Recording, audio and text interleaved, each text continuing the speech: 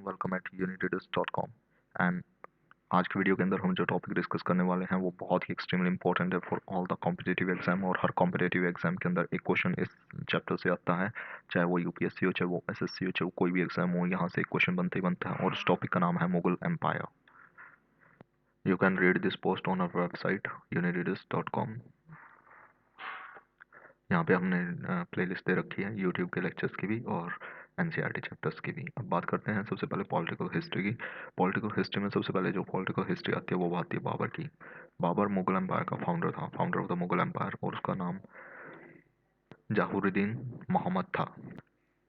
वो अपने फादर के साइड से तैमूर था और Genghis and to the Genghis Khan from through his mother. अपनी मदर की तरफ से वो चंगेज था, जबकि फादर की तरफ से तैमूर। तो he was a cocktail. Babur ने अपने फादर उमर शेख मिर्ज़ा को, जो कि फरगना के एक रूलर थे, उनको सक्सीड किया। उनके बाद पोस्ट के ऊपर बैठे, लेकिन बाद में ही उनके जो डिस्टेंस रिलेटिव थे उन्होंने उसे हरा दिया एंड उनको अपना किंगडम खोना पड़ा। After that he will run away from the Kabul. फिर वो भागे till he capture Kabul from one of his uncle. भागने के बाद फिर दोबारा से उन्होंने काबुल को कैप्चर कर लिया। Babur took interest in conquering India and launch for expedition. उन्होंने कितने एक्सपीडिशन किए, कितने हमले किए, तो यहाँ से आता है फॉर एक्सपीडिशन बिटवीन 1590 टू 1523। अब हम बात करते हैं मिलिट्री कॉन्क्वेस्ट की। बाबर के इन्वेजन के समय भारत के अंदर कौन सी 5 प्रोमिनेंट मुस्लिम रूलर थे? एक तो सुल्तान ऑफ दिल्ली था, गुजरात में थे, मालवा में थे, बंगाल में थे एंड दक्कन में। एंड 2 प्रोमिनेंट हिंदू रूलर, जो 5 थे ना, वो कौन कौन से थे Muslim ruler? Sultan of Delhi, Gujarat, Malwa, Bengal and Deccan. ये 5 थे। इनको एक जियोग्राफी के हिसाब से याद रखना कि सुल्तान नॉर्थ इंडिया के अंदर, गुजरात के अंदर, मालवा जो विंध्या के ऊपर का एरिया है वो मालवा है, उसके बाद बंगाल और दक्कन। ये 4-5 रूलर, 5 मुस्लिम रूलर थे। और उसके बाद 2 हिंदू रूलर थे, एक राणा संगा ऑफ मेवाड़ और दूसरा थे विजयनगर एम्पायर। तो ये 7 बाबर के टाइम पे जो एम्पायर की बात होगी ना, वो ये 7 एम्पायर सबसे ज़्यादा इंपॉर्टेंट हो जाते हैं। This 7 empire are extremely important during the Babur, जिसमें 5 क्या थे? 5 मुस्लिम एम्पायर थे और 2 Hindu empire. Once again, by the end of 20, Babur started from Kabul to conquer India.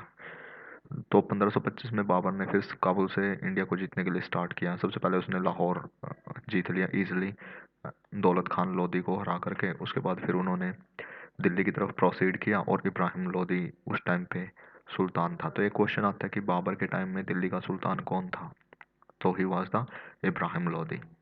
Ibrahim Lodhi was the sultan. Ibrahim Lodhi के टाइम में फर्स्ट बैटल ऑफ पानीपत होता है 21 अप्रैल। ये डेट याद रखना, 21 April 1526, the first battle of Panipat took place between Babur and Ibrahim Lodhi. This is a very important. कई बार ये क्वेश्चन में आता है कि फर्स्ट बैटल ऑफ पानीपत किस किस के बीच में हुआ था और कब हुआ था? तो ये 21 अप्रैल 1526 को हुआ था और बाबर और इब्राहिम लोधी के बीच में हुआ था। Who was killed in the battle, जो कि उस बैटल के अंदर मारा गया। The Babur success was due to his cavalry and artillery. Babur की जो सक्सेस है due to his cavalry and artillery. Babur occupied Delhi and sent his son Humayun to seize Agra. Babur occupied Delhi और उसने अपने जो उसके सन था हुमायूं, उसको आगरा सीज करने के लिए भेज दिया। बाबर ने अपने आप को emperor of the Hindustan declare कर दिया। हिज सब्सिक्वेंट विक्ट्री के ऊपर जो सबसे इंपॉर्टेंट विक्ट्री है वो Rana Sanga and Afghan secured his position as the ruler of India. उसने राणा सांगा को हरा दिया और इस तरह से अफगान। तो यहाँ से क्वेश्चन आता है कि अफगान ने अपनी पोजीशन यहाँ पे कैसे स्ट्रॉन्ग की? अफगान ने यहाँ पे पोजीशन, बाबर वाज अफगानी और उन्होंने सबसे पहले यहाँ पे अपनी सत्ता स्थापित की। Rana Sanga of Mewar was a great Rajput warrior but he was got defeated. Babur के अगेंस्ट हुआ और बाबर के साथ उसके वो जो युद्ध हुआ बैटल ऑफ खनवा। और ये खनवा कहाँ पड़ता है? आगरा के पास पड़ता है, जो कि 1527 में हुआ। Babur won a decisive victory over him. Babur ने टाइटल लिया गाजी। एंड 1528 में जब हम बात करते हैं, Babur capture Chanderi from the other Rajput ruler Medini Rai. तो उसके बाद बाबर ने चंदेरी को capture Chanderi from the other Rajput ruler Medini Rai. In the next year Babur defeated the Afghan in the battle of Khora. Battle of Khora. अगले साल बाबर ने defeated the Afghans in the battle of Khora in Bihar.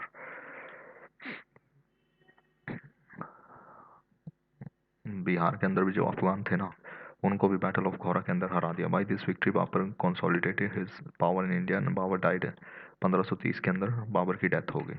तो ये भी डेट इंपॉर्टेंट है, when the Babur was died in the 1530, okay, at the age of 47। अगर 47 साल की एज में उसने तांडव किया, अगर वो आगे जी लेता तो पता नहीं क्या क्या करता। Estimate of power. Babur was a great statesman and a man of solid achievement. Okay, he was also a great scholar in Arabic and the Persian language. He was a great scholar in Arabic and the Persian language. Turkey was his mother tongue. Turkey, he wrote his memoir, Tujke Babri, Tujke Babri, in Turkey language. Turkey was his mother tongue. He wrote his memoirs, Tujke Babri, in Turkey language. He provided a vivid account of India. He frankly confessed his own failure without suppressing any fact.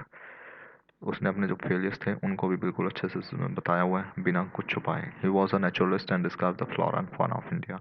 तो ये बोल सकते हैं कि जो उसकी book थी तुझके बाबरी, कौन सी लैंग्वेज में लिखी हुई है? That is written in the Turkish language. That is the first question. वो अरबिक और पर्शियन लैंग्वेज में एक्सपर्ट था। उसने इंडिया का एक विविड अकाउंट दिया है यहाँ पे, और उसने अपने फेलियर को क्लियरली एक्सपेंड किया है। ही वॉज अ नेचुरलिस्ट, प्रकृति को पसंद करने वाला था, और इंडिया में उस टाइम पे कौन कौन सी वेजिटेशन थी इसका भी वहाँ पे हमें पता लगता है तुझके बाबरे में। तो यहाँ पे एक छोटी स्टेटमेंट बना के वेरी कॉम्प्लेक्स क्वेश्चन बना दिया जाएगा कि उससे हमें फ्लोरा एंड फौना के बारे में पता लगता है, तुझके बाबरी से हमें इंडिया के फ्लोरा एंड फौना के बारे में पता लगता है। क्या स्टेटमेंट सही है या गलत है? तो यहाँ से स्टेटमेंट सही हो जाती है। तो इस तरह से हमें इन चीज़ों को बिल्कुल अच्छे से याद करना है। अब बात करते हैं हम हुमायूं की। Humayun was the eldest son of the Babur. Humayun का मतलब होता है फॉर्चून, लेकिन वो सारी जिंदगी अनलकी रहा। उसके 3 ब्रदर थे, Kamran, Askari and Hindal. Humayun divided the empire in among his brother, but he prove to be a great blunder on his part. Kamran give the Kabul and Kalandar. Kabul, Kamran give Kamran was given Kabul and Kandhar, और संभाल एंड अलवर अस्करी और हिंदाल को दे दिए गए। Humayun was busy in fighting Afghan के साथ, east के अंदर बिजी था ना। He got a news from Bahadur Shah Gujarat advancing towards the Delhi. He was hastily, उसने अफगान के साथ एक ट्रीटी की एंड फिर वो गुजरात की तरफ चला गया। Capture Gujarat from the Bahadur Shah and appoint Askari as its governor. Humayun ने गुजरात को एज इस Humayun captured Gujarat from Bahadur Shah and appointed Askari as his governor. But soon Bahadur Shah received Gujarat from Askari, who fled from here. In the meantime, Sher Shah became the powerful in the east. इसी बीच में शेर शाह जो था ना become the powerful in the east. Humayun marched against him, and in the battle of Chausa he held in 1539. Sher Shah destroyed the Mughal army and the Humayun escaped from here. Humayun reached Agra to negotiate with his brother, but as they were not cooperative, Humayun was forced to fight with Sher Shah along in the battle of Pilgram. तो यहाँ से important question बनता है कि battle of Bilgram कब हुआ था? Battle of Bilgram हुआ था 1540 में। This battle was also known as battle of Kannauj. Battle of Bilgram को ही बैटल ऑफ कन्नौज बोला जाता है। Humayun was thoroughly defeated by Sher Shah. Humayun को शेरशाह ने थॉरली डिफीट कर दिया। After losing his kingdom come Humayun become exile for the next 15 years. 15 साल के लिए फिर उसको भगा दिया हुमायूं को शेरशाह ने। और कौन से में हारा था वो? Battle of Piligram. और बैटल ऑफ पिलीग्राम को बैटल ऑफ कन्नौज भी बोलते हैं। और बैटल ऑफ कन्नौज कहाँ पे? यूपी के अंदर। तो ये बैटल यूपी में फाइट किया गया था। अब आते हैं सूर इंट्रैगनम इंट्रैगनम इंट्रैगनम 1540 से 1555। तो यहीं से क्वेश्चन बनता है कि सूर काल कब से कब तक था? शेर सूर डायनेस्टी का टाइम पीरियड 15 साल का रहा है, 1540 से लेकर 1555। ठीक है। The founder of Sur dynasty was Sher Shah Suri, whose original name was Farid, son of Hasan Khan, जो कि सासाराम बिहार की जागीर के एक जागीरदार थे। Farid served under Mughal Afghan ruler of Bihar, who gave the title Sher Khan in his bravery. We have already seen how he defeated Humayun in the Battle of Chausa. Chausa के battle में उसने हुमायूं को and become the ruler of Delhi in 1540. उसने बिलीग्राम, battle of बिलीग्राम और battle of Chausa में दोनों जगह हुमायूं को हरा दिया था, और उसके बाद वो किंग बना। अब बात करते हैं शेरशाह सूरी की। शेरशाह सूरी 1540 से 1545 तक रहा। Rajput and expanded his empire. उसने राजपूतों के साथ युद्ध लड़े और अपने एम्पायर को आगे बढ़ा दिया। लेकिन Rajput fight with so bravery, तो उसने एक सेंटेंस यहाँ पे यूज़ किया है कि एक मुट्ठी बाजरे के लिए मैंने पूरा हिंदुस्तान खो दिया होता। मतलब they were the so brave warriors Rajput. तो यही राजपूतों की सबसे बड़ी खास बात है। His conquest including Punjab, Malwa, Sindh, Multan and Bundelkhand. His empire consisted on the whole of North India except Assam, Nepal, Kashmir, and Gujarat. Sher Shah administration. Although his rule lasted for 5 years, he organized a brilliant administrative system. Central government consists of the several departments. The king was assisted by the four department ministers. Diwan Wazarat, इसको वजीर बोलते हैं, wazir in charge of revenue and finance. Diwan Wazarat, Diwan Ariz in charge of army, Diwan Rasalat and Diwan Insha. ये उसके चार main important ministers थे. दीवान वजारत, दीवान अरीज, दीवान Rasalat and Diwan Insha. ये इनको आपको ऐसे कैसे याद करना है कि इसका मतलब क्या होता है. दीवान वजारत को वजीर भी बोला जाता था कि रेवेन्यू एंड फाइनेंस का होता. दीवान वजारत यानी वजीर, जो कि रेवेन्यू एंड फाइनेंस का इंचार्ज मिनिस्टर होता था. अरीज की बात करें, A for Ariz, A for army, तो इसको हम आर्मी से याद रख सकते हैं. He is related with army. ठीक है. Diwan Ariz means army. Okay, Wizarat, Wazir in charge of revenue and finance, Diwan Arij, army, Diwan Rasalat, he was a foreign minister, and Diwan Insa, minister of communication. Diwan Insa, minister of communication, and Diwan Rasalat was a foreign minister. Diwan Rasalat was a foreign minister. Diwan Arij in charge of army. शेर empire was divided into 47 सरकार. जो उसका empire था ना, वो 47 सरकार में बटा हुआ था. चीफ सिकदार, जहाँ पे चीफ सिकदार था यानी लॉ एंड ऑर्डर के लिए चीफ सिकदार, चीफ मुंसिफ. मुंसिफ क्या होते थे, यहाँ पे स्टेटमेंट आ जाती है. मुंसिफ वॉज रिलेटेड विद जज, एडमिनिस्ट्रेटर, मिनिस्टर. इस तरह से क्वेश्चन बन सकते हैं कि मुंसिफ किससे रिलेटेड थे. जज से रिलेटेड थे, मिनिस्टर से रिलेटेड थे, किंग से रिलेटेड थे, या एडमिनिस्ट्रेशन से रिलेटेड थे, ब्यूरोक्रेसी से रिलेटेड थे, किससे रिलेटेड थे. सो दे वर द जज. ओके. सिकदार, सिकदार का काम main law and order maintain करना का था. If they have the main role of maintaining law and order, it mean they were related to the police department. Law and order कौन handle करता है, police करती है ना, तो that is related to police.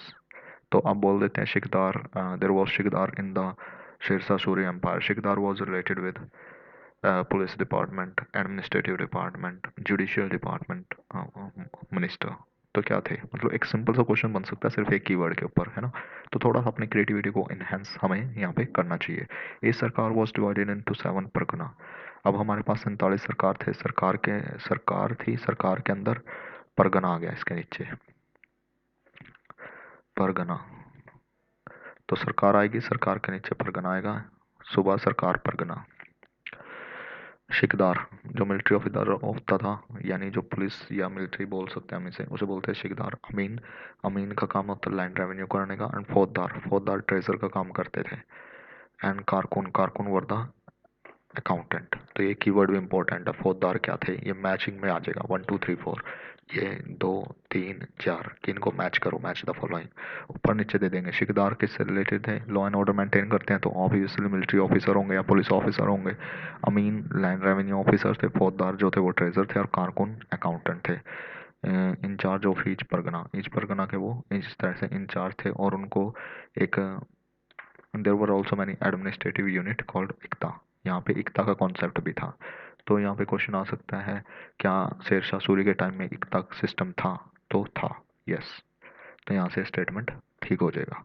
इस तरह से हम अब बात करते हैं लैंड रेवेन्यू एडमिनिस्ट्रेशन की. The land revenue administration was organised under Sher Shah Suri.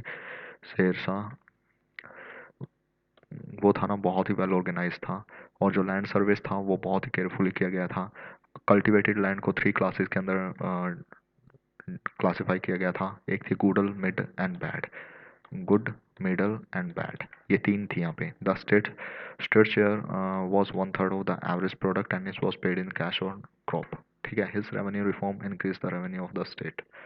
जो उसके रेवेन्यू रिफॉर्म्स थे, increase the revenue of the state.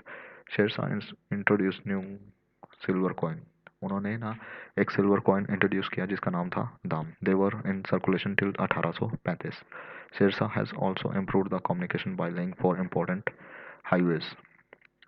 उसके अंदर थे, पहला था उसके अंदर Sonargaon to Sindh, Agra to Burhanpur, Jodhpur to Chittor and Lahore to Multan.